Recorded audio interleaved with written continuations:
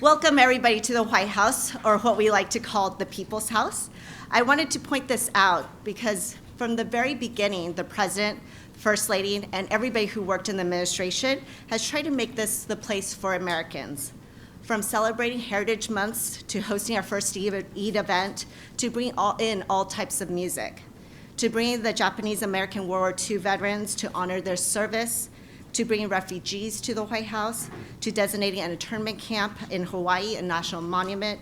The People's House has truly embodied what the President sees as the American we live in. My name's Elisa Coe. I am the Senior Associate Director here at the White House, and my main job here is to work with Asian Americans and Pacific Islanders. I have a long thank you list because this event wouldn't have been possible with so many of you in this room.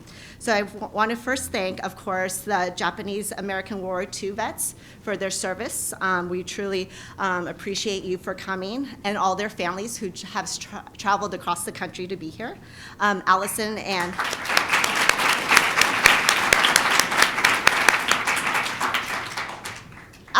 and the Japanese American National Museum, Bill and Gary at JACL, Petra at and the Arab American National Museum, folks who put on the National Youth Summit earlier this year, Christine and the National Veterans Network, team at Allegiance, and so many of my colleagues, Julie Minar and Ivana, who has helped do all the logistics, really thank them.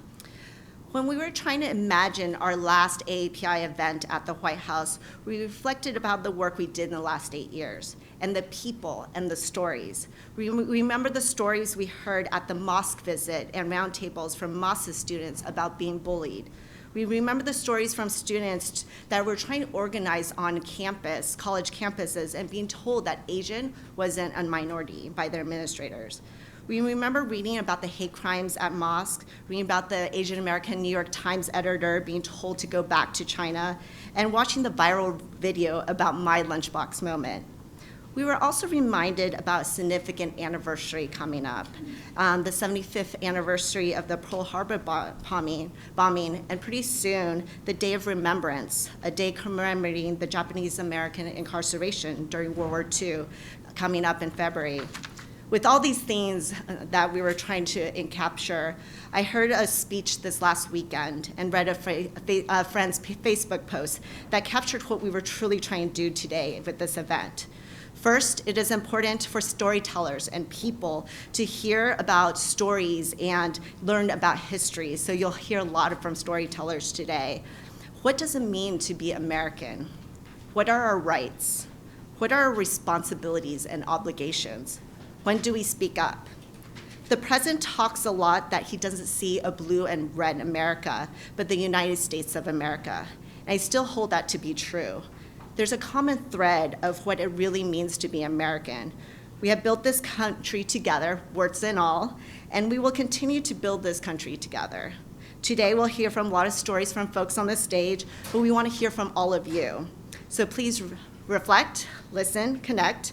I appreciate from the bottom of my heart everybody that's come out and made this event possible. With that, I would like to introduce my co-MC for today, David Ono. I first saw David's work at a live stream with the National Youth Summit and saw his documentaries. He has conducted many interviews about this topic and about World War II, so please welcome David. Thank you so much, and an absolute honor to be here. I'm from Southern California. I work in Los Angeles at the ABC station there.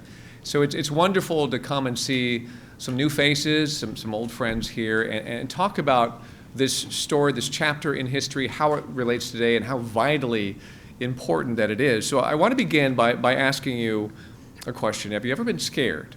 I think we all have, and we know what it's like to be scared. Overcome with fear to where it's all that we can think about. So we've been there before. So think about 75 years ago.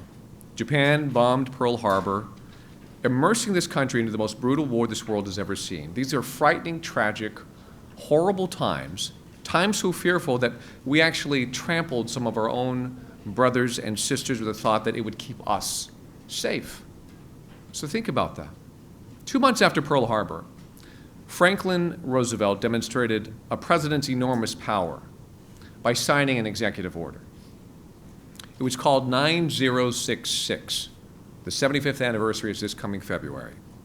A simple signature forced 120,000 people of Japanese descent, the vast majority American citizens, to be ripped from their homes and thrown into American concentration camps. This country called them potential spies, saboteurs, soldiers in waiting, when in reality they were kind, law-abiding, patriotic citizens who loved this country. There wasn't a single case of espionage in this entire population, not a single case. Yet they all were sent into camps, sent into prisons. So part of the beauty of being an American citizen is we have what's called the Fifth Amendment. Due to due process, we cannot be locked up without being given a chance to prove our innocence. Yet this country ignored that for these Japanese Americans. Fear caused Americans to look the other way. I had the remarkable opportunity to interview a woman from this generation. Her name is Toshi Ito. So today she's over 90 years old. She stands far less than 5 feet tall, but she's wonderful. And when she talked to me, she's holding back tears, telling me about her family and the hell that they endured. She, along with her mother and father, were forced from their Los Angeles home. She says they were put on a train to where they didn't know. After 3 long days, the train stopped, they got off, and where they find themselves, a desolate place in Wyoming. It was called Heart Mountain, where they would spend the next 3 years behind barbed wire and machine guns. She tells me that the hate for Japanese Americans was so fierce that after the war, when she moved back to Los Angeles, her parents would drive out of their driveway and run over tacks that people threw in the driveway to puncture the tires. She said her grandmother would go to the grocery store, and at the grocery store would be told she can't buy her goods because she's Japanese. She would have to take a train to Chinatown and pretend she was Chinese in order to feed her family. And they lost everything. Her father couldn't get a job. They said, we won't hire you because you're Japanese. He was an insurance salesman, and a really good one at that before the war. But after the war, they sold their car, they sold their file cabinets, their adding machines, they sold everything of value. And the only thing they had left was a life insurance policy. So Toshi Ito's father committed suicide in order to provide for her family. It was his final act, his final commitment to help them. And by the way, Toshi Ito is the mother of the Honorable Lance Ito, the judge who presided over the O.J. Simpson trial. So being in Washington, I can't help but think of Secretary Norman Mineta, the first Asian American mayor of a major U.S. city, that is San Jose. He's also the first Asian American cabinet member under President Clinton. He is also appointed to a second cabinet position under President Bush.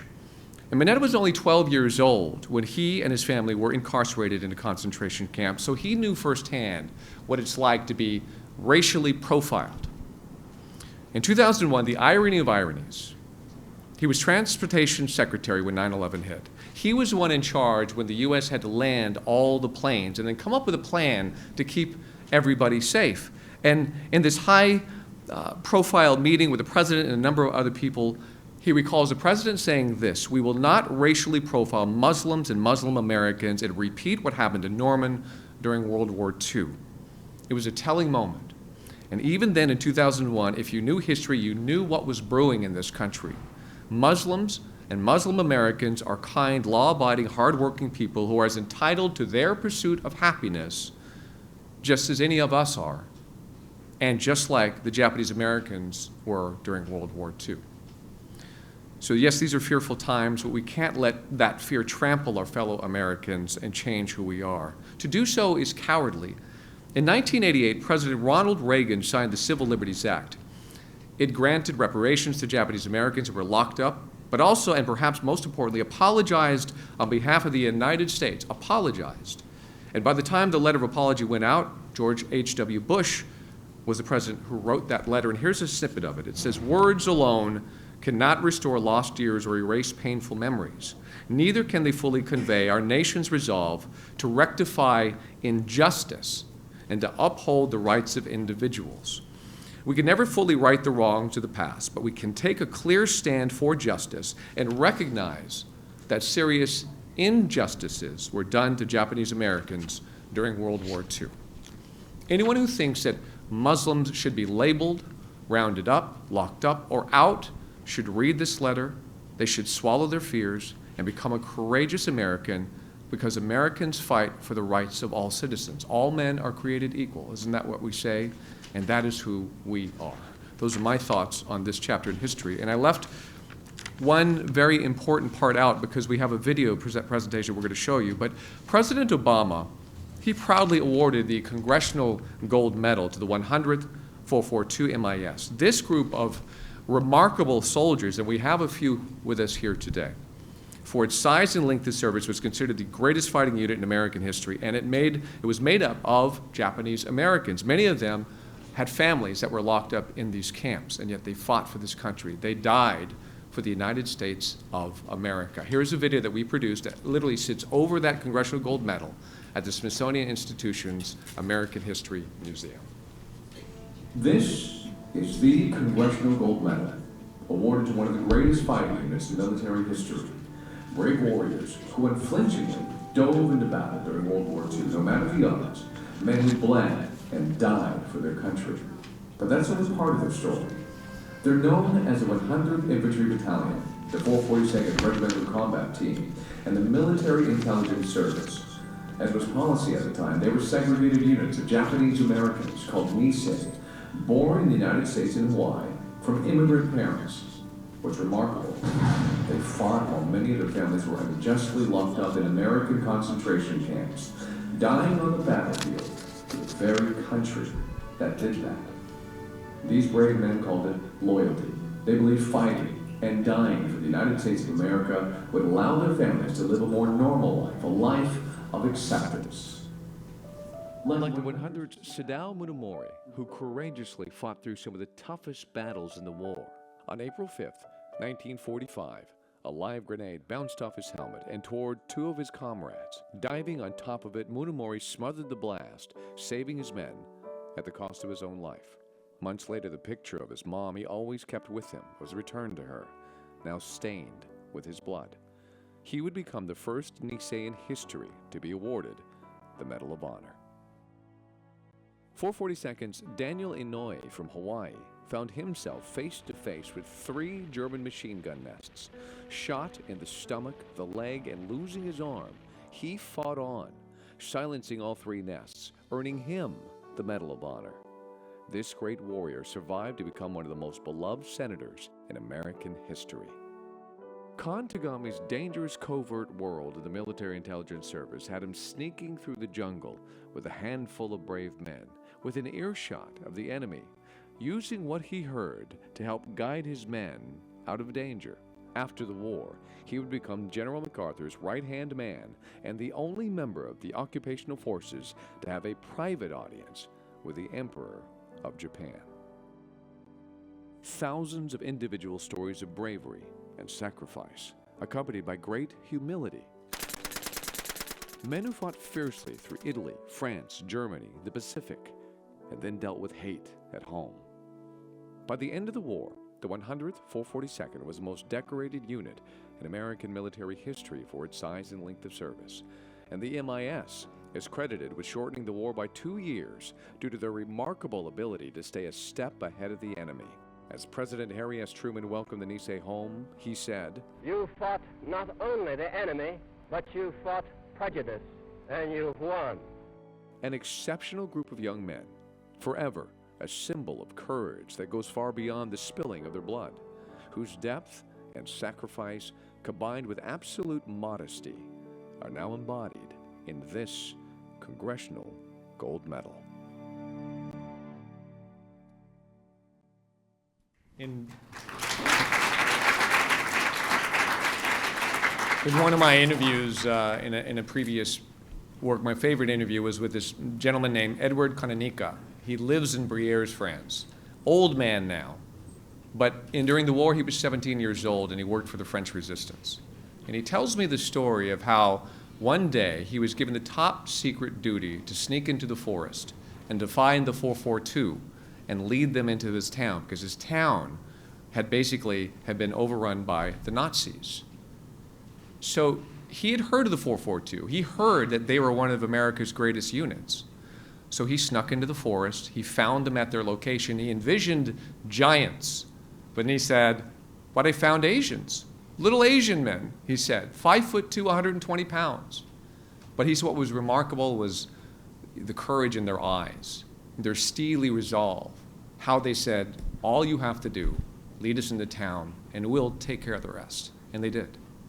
So I love that chapter, and I love hearing that about these incredible men, because you're about to meet one.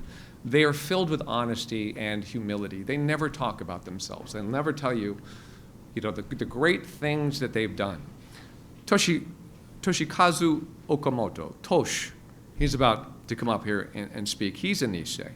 He was in the 442, and at the age of 17, he joined the All-Nisei 442 Regiment and was stationed in Italy towards the end of the war. And he did this, like many others, while his family was incarcerated in the camp. He had his dad, his mom, his brother and sister all in the camp while he put his life on the line. And he has been an outspoken person when it comes to this chapter in history. He served as a member and former commander of the executive board member of the Nisei Veterans Committee, co-founded the Seattle Cairo Nursing Home. He resides in Seattle, but here he is today to talk to us about this incredible chapter. Ladies and gentlemen, meet Tosh.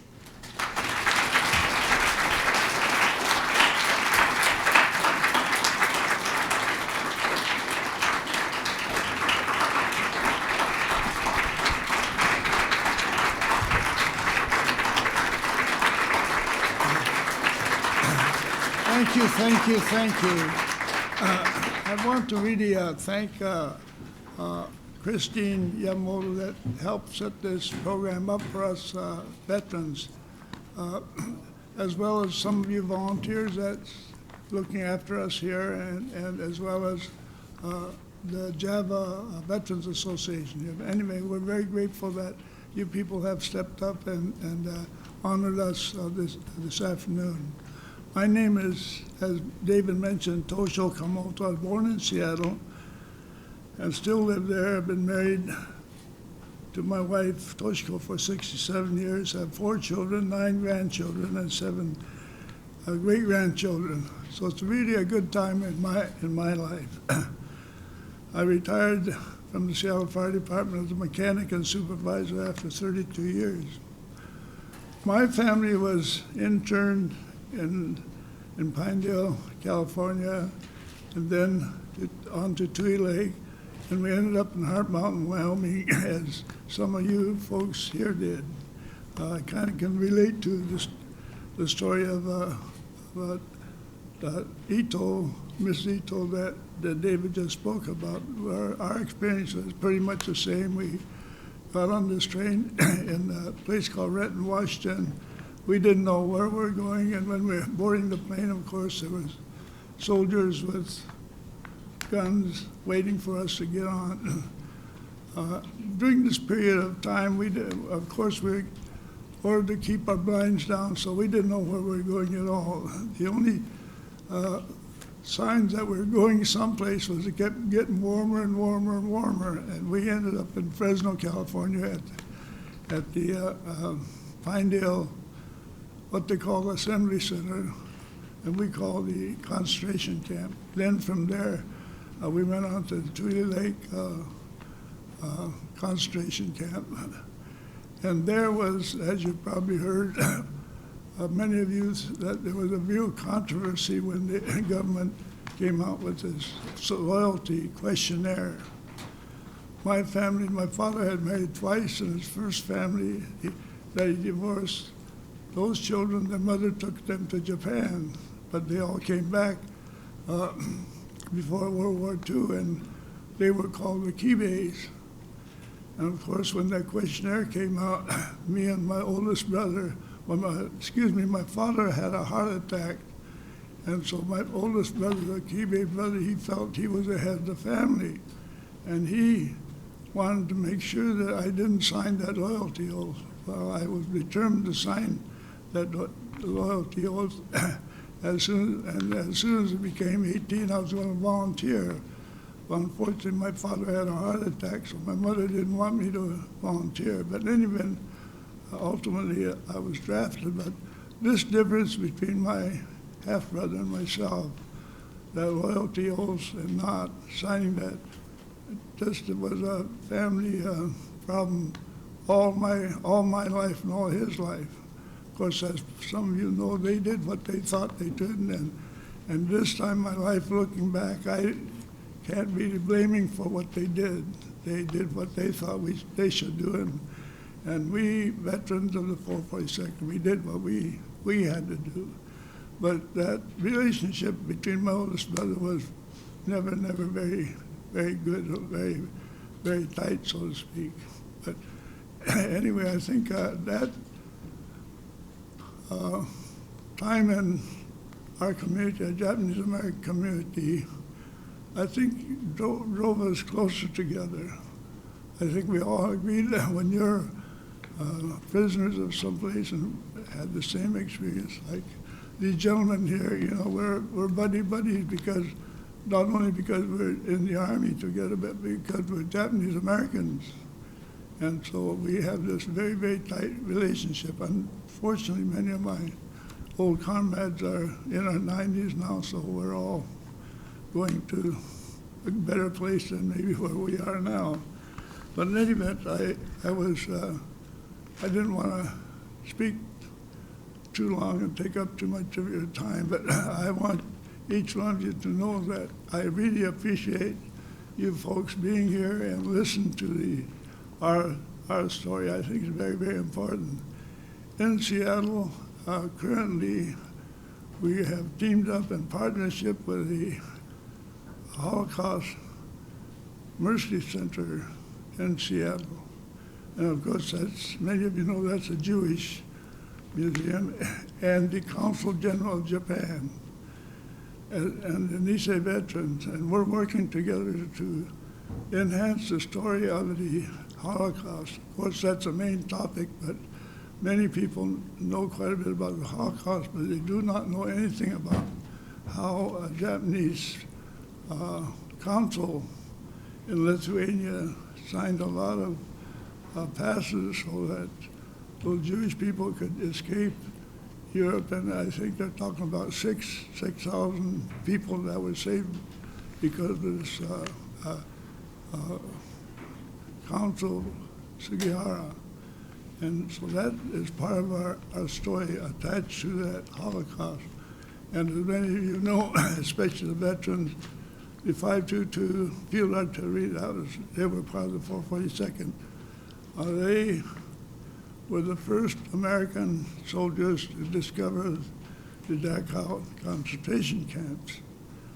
And they did what they could when they discovered, but they were told, they were ordered that they were never to speak of this, because it sounded like the Army, our Army, still had this discriminatory feelings toward Japanese Americans. Because what makes us feel that way is when the 442nd, as David knows, was ready to enter Rome. Well, they were pulled back, and another Caucasian units got the glory of rescuing Rome. And so those are two distinct signs of racial discrimination.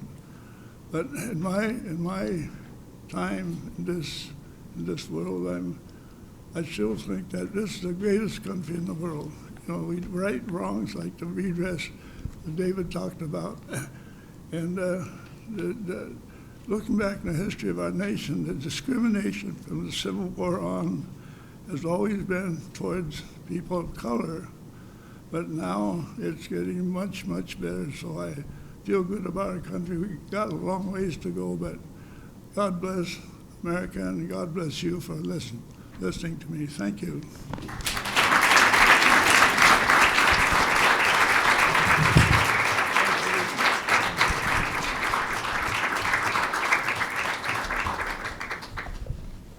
Thank you so much for sharing your story. Next, we have a spoken word piece from Nikiko Matsumoto. She is a farmer, artist, and community leader. She also started the Valley Storytellers Project as a means to create a public space in the Valley to tell their stories. She'll be performing an excerpt from her play, What We Could Carry.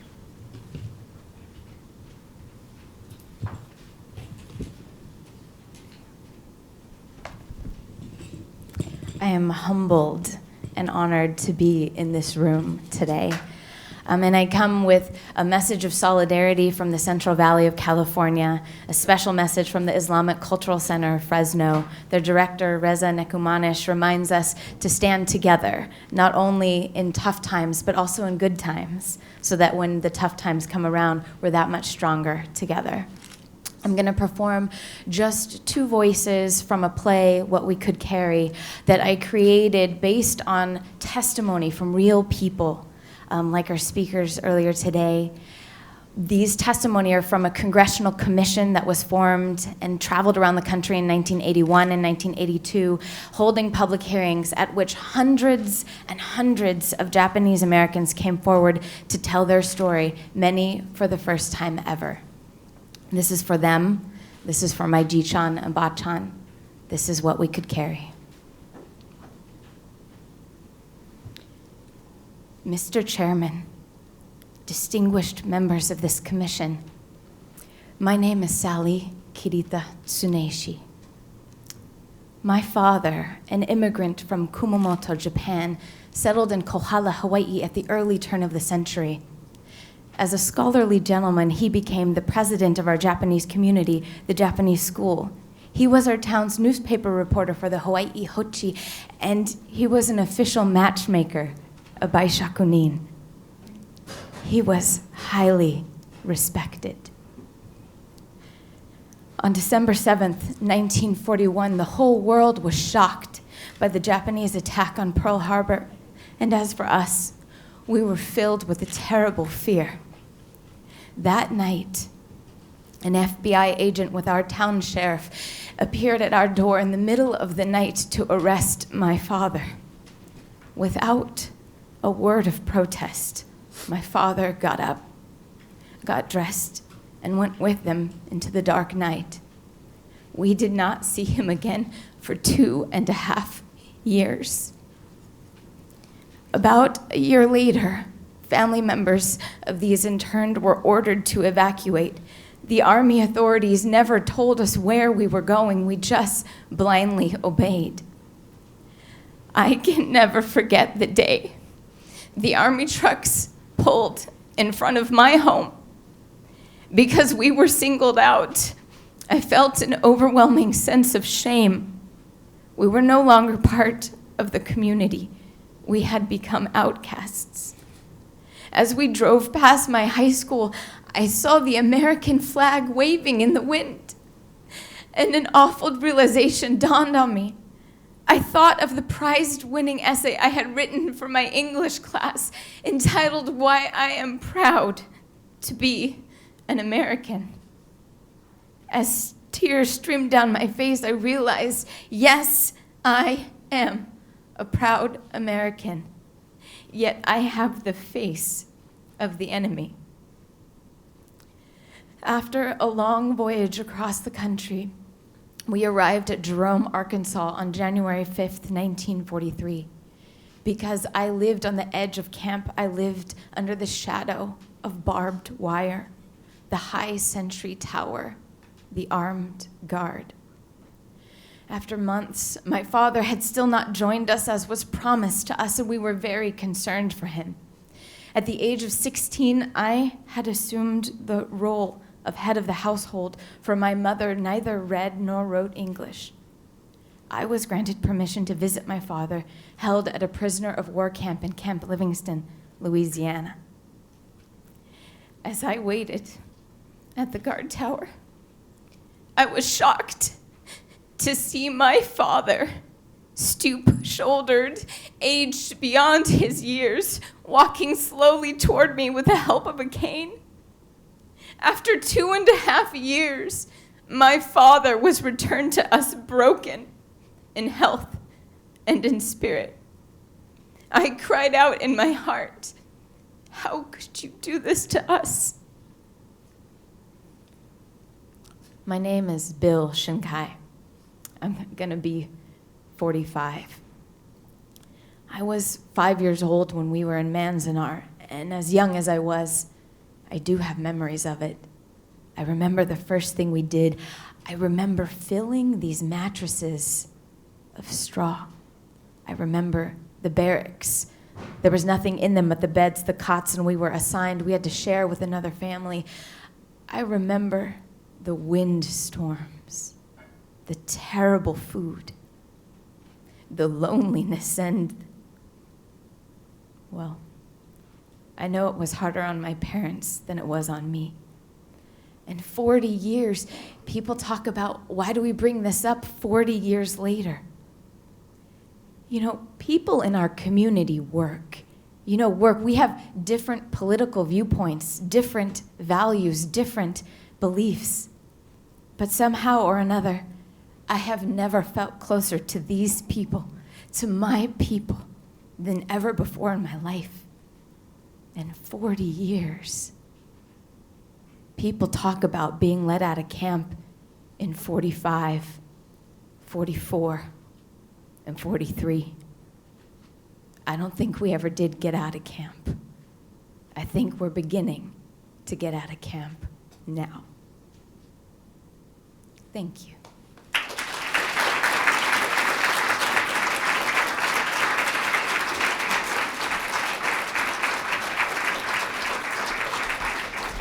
Nikita, great job. Beautiful, absolutely beautiful.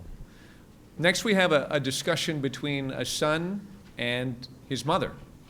Two absolutely charming people. First, you're going to meet Paul Takamoto. They're both from the DC area.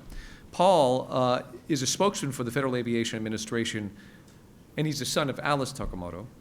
But Paul, he confessed that he was a rebel growing up, an angry young man. I don't know if angry is the right word. He can clarify that for you. But he was able, as he grew older, to channel that energy and to help spread the word about this fascinating time, this fascinating generation that his mother was a part of. His book, Nisei Memories, My Parents Talk About the War Years, is a book that chronicles how his parents weathered the disruption and the violence of the war. So he's going to join us up here with his mother, and together they're going to talk. Alice Takamoto is a survivor of World War II internment camps, of course. She was detained first at the Santa Anita Assembly Center with her three sisters, and then she was reunited with her family at Jerome, a concentration camp in Arkansas. And I've met them before and heard them talk, and Alice, you are adorable and wonderful. And Alice also, she probably is the type that will never tell you, but she's a highly respected pianist. And she continues to be active in the DC area playing classical music. So ladies and gentlemen, please welcome Alice Takamoto and Mr. Paul Takamoto.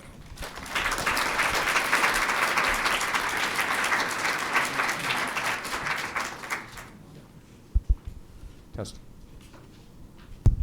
Test, test, test. Yeah. Hello? Okay, I think the first thing I want to say, other than the fact that I'm very nervous, is that talking to my mom about what happened to her during the war is something we didn't start doing until I was in my early to mid-40s, and I'm 58 now. I was born in DC and raised in Maryland, and at that time there was no diversity, and I didn't ask anything about her past or my father's. He was in the 442nd because I didn't want to know. I was not proud of being Japanese American. I just very quickly wanted to just provide a quick thumbnail sketch. Both my grandparents on both sides came from Japan for the same reason that most people come to this country. They were in a desperate situation. They wanted a better life. And I really can't put words to the bravery that it would take to leave all that you know for all that you don't know, except to say that when you demonize people for doing that, you're overlooking a very basic fact that they want to be here. They want to be in this country. They want to be proud to be in this country. and they want to be accepted. Acceptance for my parents' generation ended when the Japanese attacked Pearl Harbor, which is kind of the worst possible scenario, I would think, where the country you left attacks the country that you went to. And in my father's case, in Hawaii, they attacked his home state. He was a student at the University of Hawaii, and he ended up volunteering and eventually was a combat medic in Italy. And he had a Bronze Star, 2 Purple Hearts, and in retrospect, clearly undiagnosed, untreated post-traumatic stress disorder, lifetime of depression, anger management issues. On my mom's side in California, her parents, stop me if I get any of this wrong, Mom. Her parents were arrested shortly after Pearl Harbor. My grandmother, who lived to be 105, and who is, when people say, who's your hero, she's the first person that comes to mind, because I've always felt that if a lack of bitterness and self-pity is a sign of strength, then she's one of the strongest people I've ever known. And she's kind of like that too. But when I talked to my mom about her experiences, she went to the Santa Anita racetrack. She and her 3 sisters, because her parents were arrested, were left to get rid of everything they owned, including their dog and their house and everything. They went to the Santa Anita racetrack and lived in a horse stable while the more permanent camps were built, and then she ended up in Jerome, Arkansas. When we finally started talking about this, I sort of knew all of these events in sort of a hazy backdrop sort of way. I knew that my mother and many of her generation didn't like to talk about it. I wasn't sure why, but she told me that she blamed herself for that, which kind of floored me. So I thought I'd start by asking why you felt that it was your fault. You were 15 at the time, right? Well, I think maybe because my father was arrested by the FBI, and my mother was arrested by the FBI, and then we were going to leave our friends, our school, or my dog, and the community, and then go into camp. And I thought maybe we did something wrong. Why are we sent away? I was only 15, and those just were my thoughts. I mean, maybe we could say real quickly, and I'm sparked by what we were talking about earlier before, about it, just very quickly about what the principal of your high school did, because the thing, one part of the Japanese American experience that I feel is underrepresented are the actions by non-Japanese Americans to stand up for these people who are being persecuted. And when that to me is one of the definitions of bravery, when you're doing something that's going to immediately isolate you from everyone else, because this herd mentality develops. So, and we didn't rehearse any of this, we're not professionals or anything, but would you mind telling them about your principal? Well, when Pearl Harbor came, and we were just fearful. The next day at school, we went to school, and it was a Monday, and the principal had a special assembly. And I remember this to this day, that he said, "We are not the enemy." And so all of this leadership came from the principal, and we were in that high school until that following April when we were sent to camp. But there was not one incident of any harassment from any of the students. And I think about the Muslims and other ethnicities that are being harassed right here in Montgomery County, in the schools that my grandchildren went to. I'm just so fearful. I feel the pain of these students, and I just. Can you describe what you felt like at the time when, after Pearl Harbor, what the feeling was like for you? While we were still at home. it was just fear. We were at war, and you know, I've never been anywhere where we were at war, and of course, because we are Japanese, we were considered the enemy. And as far as I could see, there weren't many people in the leadership that stood up for us. I recall that what the churches, the individual churches in our community did. I think that the American Friends Service, the Quakers, were one group that really stood up for us. Can you guys hear okay in the back, by the way? Oh. Okay. Did you have a sense that when you guys were forced to go into essentially prison camps, did you feel that this isn't right, what's happening to us? I can't say that we even thought about that. You know, we were just thinking about getting our clothes together. We had to only take what we could carry. And we just really didn't think about the next day. We just took one day as it came. Well, one of the things that you told me that also sort of I found very dismaying is that you didn't feel, I can't remember how you put it, but you didn't feel comfortable in your own skin until you were 70? Yes, I was in camp for 16 months, and that was really my junior and senior year in high school, which I felt that my high school really didn't amount to much, and then I was totally unprepared for college, which I did go to. I was only 16, I was shy, I was small, and I had a limp at that time too, and I was very self-conscious. I didn't talk to anybody, and nobody asked me about camp. And so I really felt like an outsider for the total 4 years. People were very, very tolerant, but I wouldn't say that I made very many friends. And in that sense, I felt as though I was an outsider. I think just to give everyone the proper perspective, this woman used to be very tough, and she is actually, when I was little, I remember being dragged through the house by the ankle so she could, she'd have my head under her arm, and she'd be unwrapping the bar of soap in front of my face, and she'd shove it in my mouth.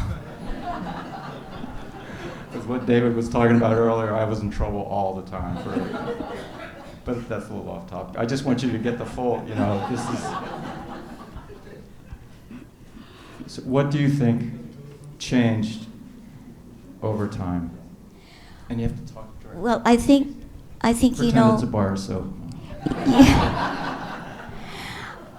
I think that along the way there were many people that helped me through my schooling and afterwards, and I was lucky enough to have a family and children, and to be able to combine my career with the family and still be at home while they were growing up is a luxury that many people can't have right now. And my aim, I think, was to raise 2 kids to be responsible and just be very responsible as adults. And so, that's where the soap came in. So I've achieved that, and so I feel very lucky. I feel that I have, and it's taken me about 70 years to realize that. She's 90 now, by the way. What would you have to say to people today who are being bullied? Oh, I just feel their pain.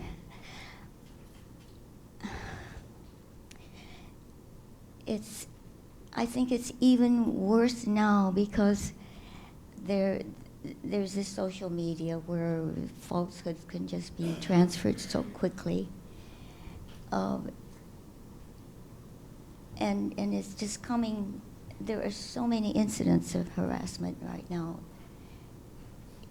just in a week's time or a month's time, that it's different. I think it's worse. I have fear for everybody. And I hate to say that, but I just feel as though the young people that are being harassed, they haven't done anything wrong. They should realize that they haven't done anything wrong.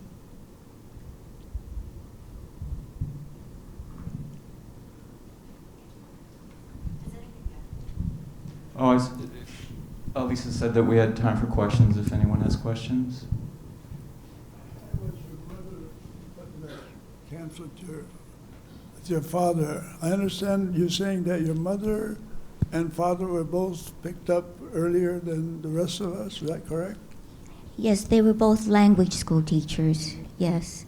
There were only about, as far as I know, maybe 33 women that were arrested. And not too many people know about that, but my mother was one of those few. So she spent 3 months at Terminal Island in California. My father was a prisoner of war. He was interned in New Mexico, so he was away from us for about 12 months. Yes.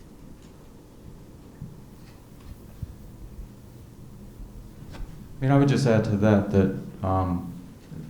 a lot of Japanese American communities in California were centered around churches and things like that, and it's to me it's heartwarming to see that same thing happening with other ethnic communities in this country, because I think it's a very crucial part of passing on your heritage to the next generation, which frankly was a heritage that I rejected, because she was in the Japanese American Citizens League, and we would go to these, in Montgomery County, Maryland, on these beautiful sunny days, there'd be a basement full of young Japanese American kids who would rather be anywhere else than there. But I regret that now. But I think we have another question. Paul, I think you can expect a soap dinner tonight. My question is this. Given how you described your father's, what happened to your father at the early, right after Pearl Harbor, and I think you said he volunteered for the 442nd. Do you have any insight as to what motivated him to volunteer? Proving their loyalty. Yeah, it was a matter of proving their loyalty. He was a student at University of Hawaii. They actually had to they weren't allowed to join right away. They had to spend a year in what was called the Varsity Victory Volunteers. They did road work and that kind of thing in Hawaii, and after that year, then the United States government decided that, yeah, we should let these guys volunteer. But he told an interesting story about when they were cleared to be allowed to volunteer. Two of his friends got in an argument over whether Japanese Americans should volunteer or whether they shouldn't. And the argument between these two guys got so heated they went outside, and my dad and his other buddies had to go outside because these guys were going to get in a fight. And as it turned out, the guy who said it should be a requirement ended up not going into combat duty, and the guy who said no, it's up to everyone's will, he ended up going, and he ended up getting killed.